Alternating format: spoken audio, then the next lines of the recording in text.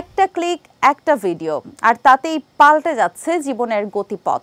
শহর জুড়ে ফাঁস হচ্ছে একের পর এক ব্যক্তিগত ভিডিও।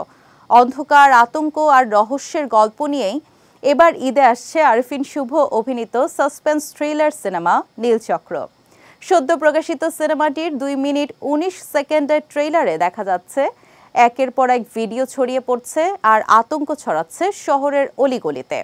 সেই আতঙ্কের কেন্দ্রবিন্দুতে এক অদৃশ্য চক্র, যাদের মুখোশ উন্মোচনে নামছে কেউ একজন।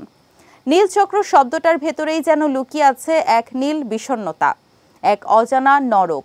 ছবিটি প্রসঙ্গে পরিচালক মিঠু খান বলেন, নীলচক্রতে আমরা গল্প বলেছি রহস্য আর অন্ধকারকে সঙ্গী করে। একদিকে সাসপেন্স, অন্যদিকে বাস্তব সমাজে ঘটে চলা এক নিষিদ্ধ অথচ অস্বীকারযোগ্য নয় এমন এক বিপজ্জনক বাস্তবতা।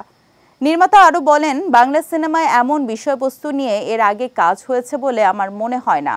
ব্লু ফিল্ম র্যাকেট, যেটা আমাদের সমাজের আড়ালে ঘটে চলা এক অপরাধ জগৎ, তার ছায়া পড়েছে এবার বড় পর্দায়।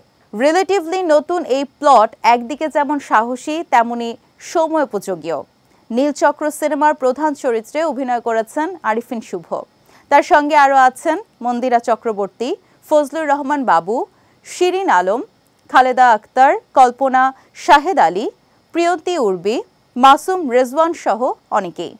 মিঠু খানের সঙ্গে যৌথভাবে ছবিটির চিত্রনাট্য করেছেন নাজিমুদ্দৌলা। ফিল্ম ফায়োস প্রোডাকশন প্রযোজিত ও ফিল্ম লাইফ প্রোডাকশন নিবেদিত নীলচক্র যুক্তরাষ্ট্রের লাস ভেগাসে আমেরিকান ফিল্ম মার্কেটে বিশ্ব প্রিমিয়ার হয়ে এবারের ঈদে দেশের প্রেক্ষাগৃহে মুক্তি পেতে যাচ্ছে সিনেমাটি।